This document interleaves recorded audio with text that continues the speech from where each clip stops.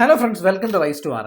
ഒരുപാട് കൂട്ടുകാർ നഴ്സിംഗ് അല്ലെങ്കിൽ പാരാമെഡിക്കൽ പ്രോഗ്രാമിന് വേണ്ടിയുള്ള ആപ്ലിക്കേഷൻസിനുള്ള പ്രിപ്പറേഷൻസ് ഇപ്പോൾ ചെയ്തുകൊണ്ടിരിക്കുകയായിരിക്കും. ഇപ്പോൾ LBSന്റെ ആപ്ലിക്കേഷന് അധികം താമസിക്കാതെ തന്നെ ഓപ്പൺ ആകും. അതിനു മുന്നേ CPASന്റെ ആപ്ലിക്കേഷൻസ് ഓപ്പൺ ആയിട്ടുണ്ട്. ഇത് കേരളത്തിൽ നഴ്സിംഗ് അല്ലെങ്കിൽ പാരാമെഡിക്കൽ കോഴ്സുകൾക്ക് വേണ്ടി അഡ്മിഷൻ എടുക്കാനായിട്ട് കാത്തിരിക്കുന്ന എല്ലാവർക്കും ഒരു സുവർണ അവസരമാണ്. CPASന്റെ അണ്ടറിൽ ഏകദേശം 11 കോളേജുകളാണുള്ളത്. ഈ 11 കോളേജുകളിലേക്കും പല പ്രോഗ്രാമുകൾ, എല്ലാ കോളേജുകളിലും എല്ലാ പ്രോഗ്രാമുകളില്ല, ചില കോളേജുകളിൽ പെർട്ടിക്കുലർ പ്രോഗ്രാംസ് ഉണ്ട്. 11 കോളേജുകളിലും BSc നഴ്സിംഗ് പ്രോഗ്രാം ഉണ്ട്. അപ്പോൾ ഈ പ്രോഗ്രാമിലേക്ക് പകുതി സീറ്റുകളിലേക്ക് LBS ത്രൂ, ബാക്കി പകുതി സീറ്റുകളിലേക്ക് ഏകദേശം സെലക്ടഡ് കോളേജസിൽ 11 കോളേജുകളുള്ള സെലക്ടഡ് കോളേജസിലേക്ക് CPAS ത്രൂമാണ് അഡ്മിഷൻസ് നടക്കുന്നത്. ഈ CPASന്റെ അഡ്മിഷനെ പറ്റിയാണ് ഈ ഒരു വീഡിയോയിൽ നമ്മൾ ഡിസ്കസ് ചെയ്യാനായിട്ട് പോകുന്നത്. ഈ CPASനെ സംബന്ധിച്ചുള്ള ഈ ഒരു വീഡിയോയിൽ നമ്മൾ 5 കാര്യങ്ങളാണ് ഡിസ്കസ് ചെയ്യാനായിട്ട് പോകുന്നത് ഡീറ്റെയിൽ ആയിട്ട്.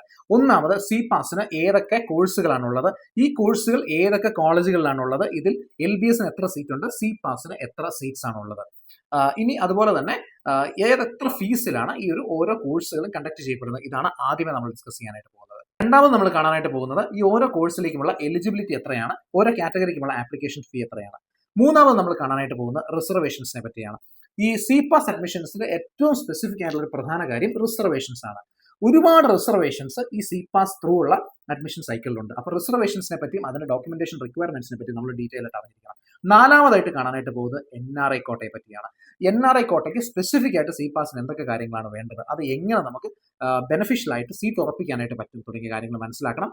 ഇനി അവസാനമായിട്ട് അഞ്ചാമതായിട്ട് നമ്മൾ കാണാനായിട്ട് പോകുന്നത് ഒരു ഡെമോയിലൂടെ എങ്ങനെ നമുക്ക് CPASന്റെ വെബ്സൈറ്റിൽ നമ്മുടെ ഡോക്യുമെന്റ്സ് അപ്ലോഡ് ചെയ്യാം, എങ്ങനെ ആപ്ലിക്കേഷൻസ് ഫില്ല് ചെയ്യാൻ തുടങ്ങിയ കാര്യങ്ങൾ നമ്മൾ ജസ്റ്റ് വെബ്സൈറ്റിലൂടെ ഒരു ഡെമോ ആയിട്ട് കാണിക്കും. ഈ 5 കാര്യങ്ങളാണ് ഈ ഒരു വീഡിയോയിൽ നമ്മൾ കവർ ചെയ്യാനായിട്ട് പോകുന്നത്. നിങ്ങൾക്ക് ഈ വീഡിയോയിലൂടെ കുറെ ഇൻഫർമേഷൻസ്, ഒരു ഇൻഫർമേഷൻ ബോംബിങ്, അതായത് ആവശ്യമുള്ളത് ആവശ്യമില്ലാത്തതുമായിട്ടുള്ള കാര്യങ്ങളെല്ലാം ചേർത്തൊരു വീഡിയോ തരാനായിട്ടല്ല നമ്മൾ ഉദ്ദേശിക്കുന്നത്. ഈ CPASന്റെ 2026-27 പ്രോസ്പെക്ടസ് അവർ റിലീസ് ചെയ്തിട്ടുണ്ട്. ആ പ്രോസ്പെക്ടസിന്റെ ഒരു അബ്സ്ട്രാക്ട് ആണ് നിങ്ങൾക്ക് തരാനായിട്ട് പോകുന്നത്. ഈ ഒരു പ്രോസ്പെക്ടസ് സിംപ്ലിഫൈഡ് ആയിട്ട് നിങ്ങൾക്ക് ആവശ്യമുണ്ടെങ്കിൽ റൈസ് ടു ആറിന്റെ ഇൻസ്റ്റാഗ്രാം പേജിൽ ഞങ്ങൾക്ക് മെസ്സേജ് അയക്കും. നിങ്ങൾക്ക് ഈ ഒരു പ്രോസ്പെക്ടസ് ഞങ്ങൾ നൽകുന്നതായിരിക്കും. ആദ്യം തന്നെ നമുക്ക് തുടങ്ങാം. ഈ CPAS എന്ന് പറയുന്നത് central four professional and advanced studies, ഇതിനെയാണ് നമ്മൾ CPAS എന്ന് പറയുന്നത്. CPASന്റെ അണ്ടറിൽ ഏകദേശം 6ഓളം കോളേജസ് ഉണ്ട്. ആ സ്കൂൾസ് അല്ലെങ്കിൽ കോളേജസ് അല്ലെങ്കിൽ ഇൻസ്റ്റിറ്റ്യൂട്ട്സ് ആണ് വരുന്നത്. ഇതിൽ സ്കൂൾ ഓഫ് മെഡിക്കൽ എഡ്യൂക്കേഷൻ ഉണ്ട്, school of technology and applied sciences ഉണ്ട്, യൂണിവേഴ്സിറ്റി ഓഫ് എഞ്ചിനീയറിംഗ് ഉണ്ട്, കോളേജ് ഓഫ് ടീച്ചർ എഡ്യൂക്കേഷൻ ഉണ്ട്, institute of library and information sciences ഉണ്ട്, institute of communication and journalism. ഇങ്ങനെ 6 ഇൻസ്റ്റിറ്റ്യൂട്ട്സ് ആണുള്ളത്. ഇതിൽ ആദ്യത്തെ school of medical education SME എന്ന് പറയും. ഈ SME സിറ്റുവേറ്റ് ചെയ്തിരിക്കുന്നത് അല്ലെങ്കിൽ നിൽക്കുന്നത് പുതുപ്പള്ളിയിലാണ്. ഈ പുതുപ്പള്ളിയിലുള്ള SMEയുടെ അണ്ടറിലാണ് എല്ലാ നഴ്സിംഗ് ആൻഡ് പാരാമെഡിക്കൽ കോഴ്സുകളും ഉൾപ്പെടുത്തിയിരിക്കുന്നത്. ഈ SMEയുടെ അണ്ടറിൽ 11 സെന്റേഴ്സ് ഉണ്ട്, 11 റീജിയണൽ സെന്റേഴ്സ് ഉണ്ട്. ഈ റീജിയണൽ സെന്റേഴ്സിലാണ് ഈ പ്രോഗ്രാംസ് കണ്ടക്ട് ചെയ്യപ്പെടുന്നത്. CPASന്റെ 11 സെന്ററുകളിലായിട്ട് ഇവരെ കണ്ടക്ട് ചെയ്യുന്ന കുഹാസിനോട് അഫിലിയേറ്റ് ചെയ്തിരിക്കുന്ന UG പ്രോഗ്രാംസ് ഏതൊക്കെയാണെന്ന് നമുക്ക് നോക്കാം. ആദ്യം തന്നെ BSc നഴ്സിംഗ് ആണ്. അതുകൂടാതെ BSc MLT, BPT, BSc medical microbiology, BPharm, അതുകൂടാതെ തന്നെ BPharmന്റെ സെക്കൻഡ് ഇയറിലുള്ള ലാറ്ററൽ എൻട്രി തുടങ്ങിയവയാണ് ഈ ഒരു CPAS ത്രൂ SME ത്രൂ അവർ കണ്ടക്ട് ചെയ്യുന്ന പ്രോഗ്രാംസ്. ആദ്യം തന്നെ എല്ലാവരും വെയിറ്റ് ചെയ്തിരിക്കുന്ന BSc നഴ്സിംഗിനെ പറ്റി അറിയാനായിട്ടായിരിക്കും. BSc നഴ്സിംഗ് കുഹാസ് അല്ലെങ്കിൽ കേരള യൂണിവേഴ്സിറ്റി ഓഫ് ഹെൽത്ത് സയൻസിനോട് അഫിലിയേറ്റഡ് ആയിട്ടാണ് ഈ ഒരു BSc നഴ്സിംഗ് പ്രോഗ്രാം നടക്കുന്നത്. അതുകൊണ്ട് കുഹാസിന്റെ സിലബസ് ഫോളോ ചെയ്യുന്നതുകൊണ്ട് തന്നെ സെയിം 4 വർഷ പ്രോഗ്രാം ആയിട്ടാണ് ഇവിടെ കണ്ടക്ട് ചെയ്യപ്പെടുന്നത്. ഇനി CPASൽ നമുക്ക് BSc നഴ്സിംഗിന് അപ്ലൈ ചെയ്യണമെന്നുണ്ടെങ്കിൽ ഫിസിക്സ്, കെമിസ്ട്രി, ബയോളജിക്ക് 50% മാർക്കാണ് വേണ്ടത്. ഇനി ഏതൊക്കെ ക്യാമ്പസുകളിലാണ് ഈ BSc നഴ്സിംഗ് പ്രോഗ്രാം CPASൽ കണ്ടക്ട് ചെയ്യുന്നത് അല്ലെങ്കിൽ എന്ന് നമുക്ക് നോക്കാം. CPAS ത്രൂ അലോട്ട്മെന്റ് ഉള്ളത് ഏതൊക്കെ, CPAS അല്ലാതെ ജസ്റ്റ് LBS ത്രൂ മാത്രം അലോട്ട്മെന്റ് ഉള്ള കോളേജസ് ഏതൊക്കെയാണെന്ന് നമുക്ക് നോക്കാം. ആദ്യം തന്നെ ഈ ഒരു അലോട്ട്മെന്റിന് 50% LBSും 50% CPASുമായിട്ട് കണ്ടക്ട് ചെയ്യുന്ന കോളേജസ് ഏതാണ് നമ്മൾ കാണാനായിട്ട് പോകുന്നത്. ആദ്യം തന്നെ Gandhinagar campus, Puthuppally campus, Pala campus, Pathanamthitta campus, Manimalakkunnu campus, Nedumkandam campus. ഇങ്ങനെ 6 ക്യാമ്പസുകൾ. ഗാന്ധിനഗർ, പുതുപ്പള്ളി, പാല, പത്തനംതിട്ട, മണിമലക്കുന്ന്, നെടുങ്കണ്ടം. ഈ 6 ക്യാമ്പസുകളിൽ പകുതി സീറ്റ് LBSനും പകുതി സീറ്റ് CPAS ത്രൂവാണ് അലോട്ട്മെന്റുകൾ നടക്കുന്നത്. ഇനി ഇത് കൂടാതെ മറ്റ് കോളേജുകളുണ്ട്. ടോട്ടൽ 11 ക്യാമ്പസുകളാണെന്ന് പറഞ്ഞു. ഈ 11ൽ ബാക്കി വരുന്ന കൊട്ടാരക്കര, കാഞ്ഞിരപ്പള്ളി, സീതത്തോട്, തൃത്താല, ഈ 4 ക്യാമ്പസുകളുണ്ട്. ഈ 4 ക്യാമ്പസുകളിൽ ഈ BSc നഴ്സിംഗ് പ്രോഗ്രാം അവർ LBS ത്രൂ മാത്രമാണ് അതിന്റെ അലോട്ട്മെന്റുകൾ നടക്കുന്നത്. CPASന്റെ 11ാമത്തെ ക്യാമ്പസായ അങ്കമാലി ക്യാമ്പസിൽ നിലവിൽ BSc നഴ്സിംഗ് പ്രോഗ്രാം നടക്കുന്നില്ല. 2026-27 പ്രോസ്പെക്ടസ് പ്രകാരം നടക്കുന്നില്ല. ഇതിന്റെ ഫീസാണ് നമ്മൾ കാണാനായിട്ട് പോകുന്നത്. സി പാസ് ത്രൂ നമ്മൾ ഗവൺമെന്റ് സീറ്റിലാണ് അപ്ലൈ ചെയ്യുന്നത്, അല്ലെങ്കിൽ ഗവൺമെന്റ് ഫീസിൽ സി പാസ് ത്രൂ ആണ് പോകുന്നതെങ്കിൽ ഫസ്റ്റ് ഇയറിൽ 1,13,325 രൂപയാണ് ഫസ്റ്റ് ഇയറിലെ ഫീസ്. ഇനി സെക്കൻഡ്, തേർഡ്, ഫോർത്ത് ഇയറിൽ 1,02,325 രൂപയാണ് ജനറൽ കാറ്റഗറിയിൽ സി പാസ് ത്രൂ വരുന്ന ഒരു ഫീസ് റേഞ്ച് എന്ന് പറയുന്നത്. ഇനി NRI കോട്ടയിലാണ് അഡ്മിഷൻ എടുക്കുന്നതെങ്കിൽ NRI സീറ്റിലെ ഫീസ് ആയിട്ട് വരുന്നത് ഫസ്റ്റ് ഇയറിൽ 1,25,300 രൂപയും സെക്കൻഡ്, തേർഡ്, ഫോർത്ത് ഇയേഴ്സിൽ 1,14,300 രൂപയുമാണ് NRI കോട്ടയിൽ സി പാസ് അലോട്ട്മെന്റ് ത്രൂ ഉള്ള ഫീസ് വരുന്നത്. ഇനി അടുത്ത കോഴ്സ് BSc MLT പ്രോഗ്രാമാണ്, അല്ലെങ്കിൽ BSc മെഡിക്കൽ ലബോറട്ടറി ടെക്നോളജി പ്രോഗ്രാമാണ് സി പാസിന്റെ ക്യാമ്പസുകളിൽ നടക്കുന്നത്. ഇത് സി പാസിന്റെ 4 ക്യാമ്പസുകളിലാണ് BSc MLT പ്രോഗ്രാം നടക്കുന്നത്. ഗാന്ധിനഗർ, പുതുപ്പള്ളി, മണിമലക്കുന്ന്, അങ്കമാലി, ഈ 4 ക്യാമ്പസുകളിലും പകുതി സീറ്റ് LBSനും പകുതി സീറ്റ് സി പാസ് ത്രൂവുമാണ്. ഗാന്ധിനഗർ, പുതുപ്പള്ളി, മണിമലക്കുന്ന് ക്യാമ്പസുകളിൽ 30 ടോട്ടൽ സീറ്റ്. അതിൽ 15 സീറ്റ് LBSനും 15 സീറ്റ് ഈ പറഞ്ഞ പോലെ സി പാസിനുമാണ്. അങ്കമാലിയിൽ 40 സീറ്റ് ഉണ്ട്. 20 സീറ്റ് LBSനും 20 സീറ്റ് സി പാസിലേക്കും പോകും. ഇവിടെയും മിനിമം മാർക്കായിട്ട് പറയുന്നത് ഫിസിക്സ്, കെമിസ്ട്രി, ബയോളജിയിൽ 50% മാർക്ക് വേണമെന്നുള്ളതാണ് മാർക്ക് പറയുന്നത്. ഇനി ഈ BSc MLT പ്രോഗ്രാമിന്റെ ഫീസ് എങ്ങനെയാണ് സ്ട്രക്ചർ നമുക്കൊന്ന് കാണാം. BSc MLT പ്രോഗ്രാമിന് സി പാസ് അല്ലെങ്കിൽ ഗവൺമെന്റ് ഫീസ് സീറ്റ് ഫസ്റ്റ് ഇയറിൽ 1,20,065 രൂപയും സെക്കൻഡ്, തേർഡ്, ഫോർത്ത് ഇയറിൽ 1,07,500 രൂപയുമാണ്. ഇനി NRI സീറ്റിലേക്ക് വരുമ്പോൾ അത് ഡോളേഴ്സിലാണ് ഇവർ ആ ഒരു ഫീസ് ക്രമീകരിച്ചിരിക്കുന്നത്. ഡോളേഴ്സ് ഫസ്റ്റ് ഇയറിൽ 2,562 ഡോളറും സെക്കൻഡ്, തേർഡ്, ഫോർത്ത് ഇയേഴ്സിൽ 2,486 ഡോളറുമാണ്. 2,486 ഡോളറുമാണ് ഫീസ് വരുന്നത്. ഇപ്പോൾ ഫീസ് അടയ്ക്കുന്ന ഈ ഒരു ഡോളറിലേക്ക് ഫീസ് കൺവേർട്ട് ചെയ്ത് വരുന്ന സമയത്ത് ആ ഒരു സമയത്ത് വിനിമയ നിരക്ക് ബാധകമായിരിക്കും. ഇപ്പോൾ കറന്റ് ഒരു USD നമ്മൾ കൺവേർട്ട് ചെയ്തെടുക്കുന്ന സമയത്ത് 94 to 95 റേഞ്ചിലാണ് വരുന്നത്. അപ്പോൾ അതിനോട് ഇക്വലന്റ് ആയിട്ടായിരിക്കും ആ ഒരു ഫീസ് റേഞ്ച് വരുന്നത്. അടുത്ത പ്രോഗ്രാമാണ് BPT അഥവാ ഫിസിയോതെറാപ്പി. ഫിസിയോതെറാപ്പി പ്രോഗ്രാം KOHSന്റെ സ്കീംസ് പ്രകാരം 4 വർഷ പ്രോഗ്രാം വിത്ത് ഒരു അതിന്റെ കൂടാതെ തന്നെ 4 വർഷം കൂടാതെ ഒരു അഡീഷണൽ ഒരു 6 മാസത്തെ ഇന്റേൺഷിപ്പ് കൂടി അടങ്ങുന്നതാണ് BSc BPT പ്രോഗ്രാം, അല്ലെങ്കിൽ physiotherapy program, bachelor of physiotherapy program. ഇത് ഏകദേശം നമ്മുടെ നിലവിൽ BPT പ്രോഗ്രാം കണ്ടക്ട് ചെയ്യുന്നത് ഗാന്ധിനഗർ ക്യാമ്പസിലും അങ്കമാലി ക്യാമ്പസിലുമാണ്. ഈ 2 ക്യാമ്പസുകളിലും 40 സീറ്റുകൾ വീതമാണുള്ളത്. 40 സീറ്റുകളിൽ 20 സീറ്റുകൾ LBSലും 20 സീറ്റുകൾ സി പാസിലേക്കുമാണ് അലോട്ട് ചെയ്തിട്ടുള്ളത്.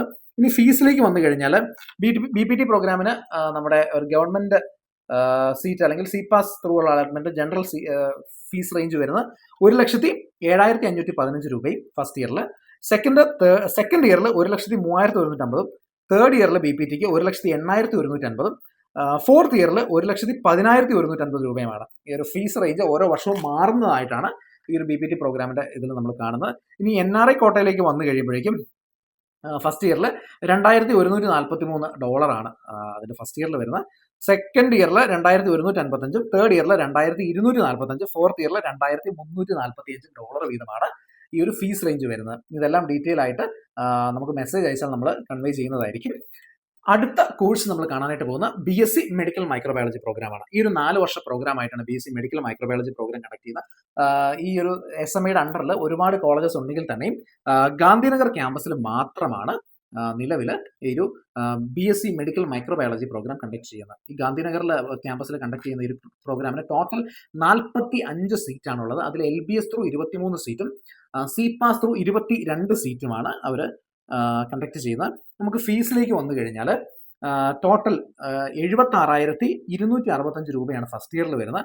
സെക്കൻഡ് ഇയറിൽ 64,400, തേർഡ് ഇയറിൽ 69,400, ഫോർത്ത് ഇയറിൽ 74,400 രൂപയുമാണ് ഗവൺമെന്റ് സീറ്റ് അല്ലെങ്കിൽ C pass allotment general fees ആയിട്ട് വരുന്നത്.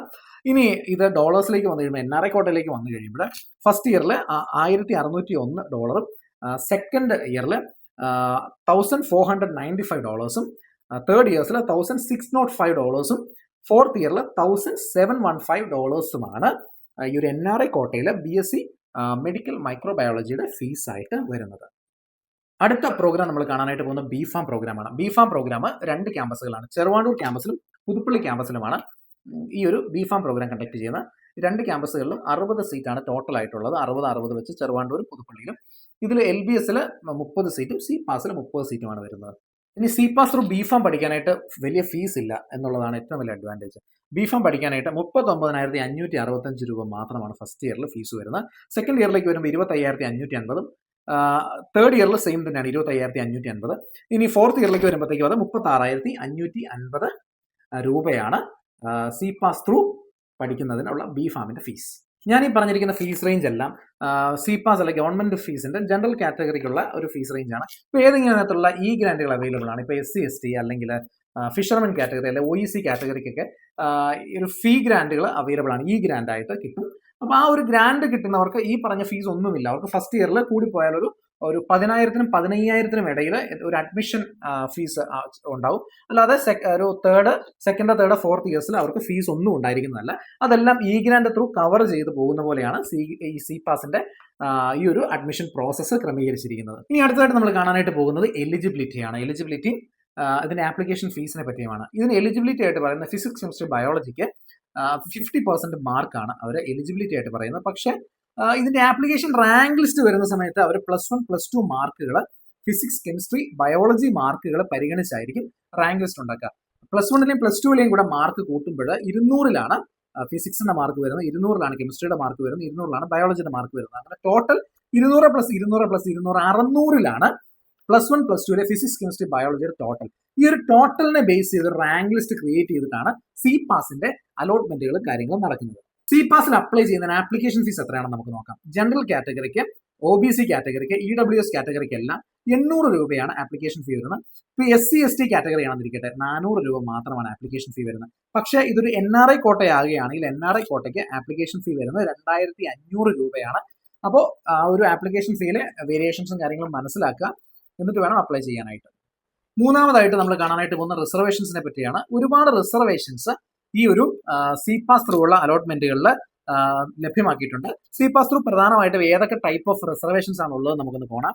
അതായത് ഈഴവ അല്ലെ തീയ കാറ്റഗറിക്ക് 9% റിസർവേഷനും, മുസ്ലിംസിന് 8% റിസർവേഷനും, ആംഗ്ലോ ഇന്ത്യൻസിനും ലാറ്റിൻ കാത്തലിക്സിനുമായിട്ട് 3% റിസർവേഷനും, other backward Christians including converted Christians from SC അവർക്ക് 1% റിസർവേഷനും, അതർ ബാക്ക്വേർഡ് ഹിന്ദുസിന് 3%, SCക്ക് 8%, STക്ക് 2%, എക്സ് സർവീസ്മെന്റെ കുട്ടികൾക്ക് 2%, ഫിസിക്കലി ഹാൻഡിക്യാപ്ഡ് ആണെങ്കിൽ 3% ആണ് മറ്റ് കോഴ്സുകൾക്ക്. BSc നഴ്സിംഗിന് വരുമ്പോഴേക്കും ഫിസിക്കലി ഹാൻഡിക്യാപ്ഡിന് 5% റിസർവേഷനും, വിശ്വകർമ്മ 2% റിസർവേഷൻ, ധീവര കമ്മ്യൂണിറ്റിക്ക് 2%, കുശവൻ റിലേറ്റഡ് കമ്മ്യൂണിറ്റിക്ക് 1% റിസർവേഷൻ, കുടുംബി കമ്മ്യൂണിറ്റിക്ക് 1% റിസർവേഷൻ, EWS ജനറലിലെ തന്നെ എക്കണോമിക്കലി വീക്കർ സെക്ഷൻസിന് 10% റിസർവേഷനും ഉണ്ടായിരിക്കുന്നതാണ്.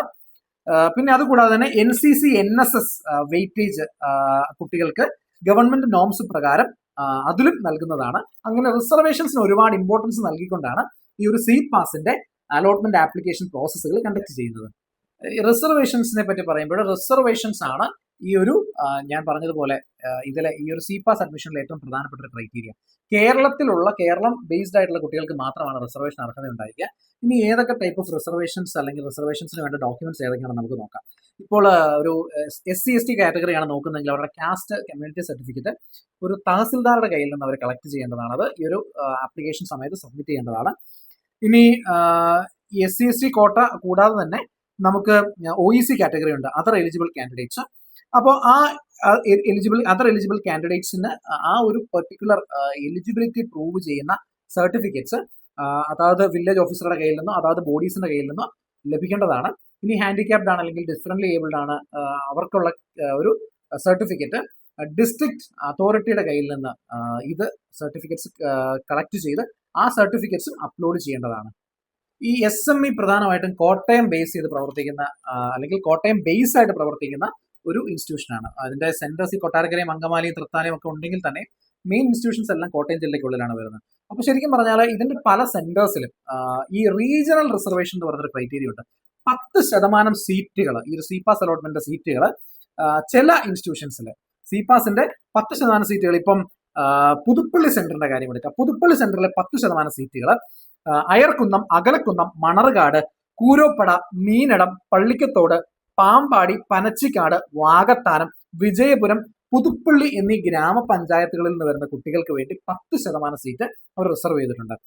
ഇനി നെടുങ്കണ്ടം ക്യാമ്പസിന്റെ കാര്യം എടുത്തു കഴിഞ്ഞാൽ BSc നഴ്സിംഗ് കോഴ്സിൽ 10% സീറ്റ് ഉടുമ്പൻചോല താലൂക്കിൽപ്പെട്ട കുട്ടികൾക്ക് വേണ്ടി അവർ റിസർവ് ചെയ്തിട്ടുണ്ട്. ഇനി അടുത്തത് നമ്മൾ കാണാനായിട്ട് പോകുന്ന പാലാ സെന്ററിന്റെ കാര്യമാണ്. പാലാ സെന്ററിൽ BSc നഴ്സിംഗ് പ്രോഗ്രാമിന് 10% സീറ്റുകൾ പാലാ മുനിസിപ്പാലിറ്റി, മരങ്ങാട്ടുപള്ളി, കരൂര്, മുത്തോലി തുടങ്ങിയ ഗ്രാമപഞ്ചായത്തുകളിൽ പഠിക്കുന്ന അല്ലെങ്കിൽ ഗ്രാമപഞ്ചായത്തുകളിൽ നിന്നുള്ള കുട്ടികൾക്ക് വേണ്ടി അവര് റിസർവ് ചെയ്തിട്ടുണ്ട്. ഇനി BSc നഴ്സിംഗിനും BSc MLT പ്രോഗ്രാമിനും മണിമലക്കുന്ന് സെന്ററിൽ പമ്പാകുട ബ്ലോക്ക് പഞ്ചായത്തിൽപ്പെട്ട കുട്ടികൾക്ക് വേണ്ടി റിസർവ് ചെയ്തിട്ടുണ്ട്. ഇതും മെറിറ്റിന്റെ ഓർഡറിലാണ് റിസർവ് ചെയ്യപ്പെട്ടിട്ടുണ്ട്. പക്ഷെ അതിൽ ഏറ്റവും കൂടുതൽ മെറിറ്റുള്ള കുട്ടികൾക്കായിരിക്കും ആ ഒരു സീറ്റിന് സാധ്യത കൂടുതൽ. ഇനി അടുത്തൊരു റിസർവേഷൻ ക്രൈറ്റീരിയ ആണ് NRI, non resident Indians. Non resident ഇന്ത്യൻസിന് NRIസിന് 2500 രൂപയാണ് ആപ്ലിക്കേഷൻ ഫീ വരുന്നത്. പക്ഷെ ഇതിന്റെ കൂടെ തന്നെ അവർ സബ്മിറ്റ് ചെയ്യേണ്ട കുറെ സ്പെസിഫിക് ആയിട്ടുള്ള ഡോക്യുമെന്റേഷൻസ് ഉണ്ട്. ആർക്ക് ഒരു NRI ആയിട്ട് നിങ്ങളെ സ്പോൺസർ ചെയ്യാനായിട്ട് പറ്റും എന്നുള്ളതാണ് കാര്യം. ഐദർ നിങ്ങളുടെ പാരന്റ്സ്, ഫാദർ, മദർ, അല്ലെങ്കിൽ ഫാദറിന്റെ മദറിന്റെ സഹോദരങ്ങൾ, അല്ലെങ്കിൽ നിങ്ങളുടെ ഗ്രാൻഡ് പേരൻസ്, അല്ലെങ്കിൽ നിങ്ങളുടെ ഫാദറിന്റെയോ മദറിന്റെയോ ഫസ്റ്റ് കസിൻസ്, പറ്റേണൽ സൈഡിൽ നിന്നോ മറ്റേണൽ സൈഡിൽ നിന്നുള്ള ഫസ്റ്റ് കസിൻസിന് വരെ NRI കോട്ടയ്ക്ക് വേണ്ടി ഒരു കുട്ടിയെ സ്പോൺസർ ചെയ്യാനായിട്ട് പറ്റുന്നതാണ്. അപ്പൊ ഇങ്ങനെ സ്പോൺസർ ചെയ്യുന്ന സമയത്ത് സ്പോൺസർ സബ്മിറ്റ് ചെയ്യേണ്ട ചില ഡോക്യുമെന്റ്സ് ഉണ്ട്. ആദ്യത്തെ ഡോക്യുമെന്റ് ആണ് പാസ്പോർട്ട് അല്ലെങ്കിൽ വിസ. ഇപ്പോൾ ഏതെങ്കിലും ഒരു രാജ്യത്ത് ജോലി ചെയ്യുന്ന ഒരാളാണെങ്കിൽ ആ വ്യക്തിയുടെ ഇന്ത്യൻ പാസ്പോർട്ട്, വിസ, ആ വ്യക്തി നമ്മുടെ അവിടുത്തെ ആ രാജ്യത്തെ പെർട്ടിക്കുലർ കോൺസുലേറ്റിൽ പോയിട്ട് അത് എംബസി ഉദ്യോഗസ്ഥരെ കൊണ്ട് അറ്റസ്റ്റ് ചെയ്യിക്കണം. ആ ഒരു ഡോക്യുമെന്റിൽ ഈ ഒരു വ്യക്തിയുടെ ജോലി മെൻഷൻ ചെയ്യണമെന്നുള്ളതാണ് ഒരു പ്രധാന കണ്ടീഷൻ ആയിട്ട് ഇവിടെ പറയുന്നത്. കാരണം ഈ ഒരു വ്യക്തിക്ക്, ഈ ഒരു NRIയുടെ ഈ ഒരു കാലാവധി, ഈ ഒരു കുട്ടി പഠിക്കുന്ന അത്രയും കാലാവധിയോളം ഇയാൾക്ക് NRI സ്റ്റാറ്റസ് ഉണ്ടോ, ഇയാൾക്ക് ഈ കുട്ടിയെ തുടർന്നും സ്പോൺസർ ചെയ്യാനായിട്ട് സാധിക്കുമോ തുടങ്ങിയ കാര്യങ്ങളെല്ലാം ഉൾപ്പെടുത്തിക്കൊണ്ടാണ് ഇവർ ഈ ഒരു ആളുടെ ജോബ് സ്റ്റാറ്റസ് അവിടെ മെൻഷൻ ചെയ്യണമെന്നുള്ളത്. ആ വ്യക്തിക്ക് ഈ ഒരു കുട്ടിയുടെ പഠന കാലയളവ് കഴിയുന്നത് വരെ അവിടെ റെസിഡന്റ് സ്റ്റാറ്റസ് ഉണ്ടോ എന്നുള്ള കൺഫർമേഷൻ കൂടിയാണ് ഇവർ കളക്ട് ചെയ്യാനായിട്ട് ഉദ്ദേശിക്കുന്നത്. അപ്പോൾ പാസ്പോർട്ട് അല്ല, ഒരു വ്യക്തിക്ക് ഒരു ഫോറിൻ സിറ്റിസൺഷിപ്പോ ഗ്രീൻ കാർഡോ OCEയോ ഒക്കെ ആണെങ്കിൽ അത് ഫോറിൻ എംബസിയിൽ അറ്റസ്റ്റ് ചെയ്ത് സബ്മിറ്റ് ചെയ്യേണ്ടതാണ്. ഇനി അടുത്തൊരു ഡോക്യുമെന്റ് എന്ന് പറയുന്നത് ഈ ഒരു നമ്മുടെ എംപ്ലോയർ, ഈ ഒരു വ്യക്തി വർക്ക് ചെയ്യുന്ന സ്ഥാപനത്തിലെ എംപ്ലോയർ ഒരു എംപ്ലോയ്മെന്റ് സർട്ടിഫിക്കറ്റ് ഇഷ്യൂ ചെയ്യണം. ഈ ഒരു ഇഷ്യൂ ചെയ്യുന്ന എംപ്ലോയ്മെന്റ് സർട്ടിഫിക്കറ്റ് ഈ ഒരു വ്യക്തിയുടെ ജോലി സ്റ്റേറ്റ് ചെയ്യുന്ന കാര്യമാണ്. ഈ ഒരു വ്യക്തിക്ക് ഇതിനുള്ള ഒരു ഫിനാൻഷ്യൽ സ്റ്റാറ്റസ് ഉണ്ട് എന്ന് പ്രൂവ് ചെയ്യുന്നതായിരിക്കണം. മൂന്നാമത്തെ ഡോക്യുമെന്റ് ആണ് റിലേഷൻഷിപ്പ് സർട്ടിഫിക്കറ്റ്. ഈ ഒരു റിലേഷൻഷിപ്പ് സർട്ടിഫിക്കറ്റിൽ ഈ ഒരു വ്യക്തിയും ഈ ഒരു കുട്ടിയും തമ്മിലുള്ള റിലേഷൻഷിപ്പ് എക്സ്പ്ലിസിറ്റ്ലി സ്റ്റേറ്റ് ചെയ്യുന്നതായിരിക്കണം. ആ ഒരു വില്ലേജ് ഓഫീസർ റാങ്കിൽ കുറയാത്ത ഒരാൾ സർട്ടിഫൈ ചെയ്തിട്ടുള്ളതായിരിക്കണം ഈ ഒരു റിലേഷൻഷിപ്പ് സർട്ടിഫിക്കറ്റ്. ഇനി അടുത്ത പ്രധാനപ്പെട്ട സർട്ടിഫിക്കറ്റ് ആണ് സ്പോൺസർഷിപ്പ് സർട്ടിഫിക്കറ്റ്.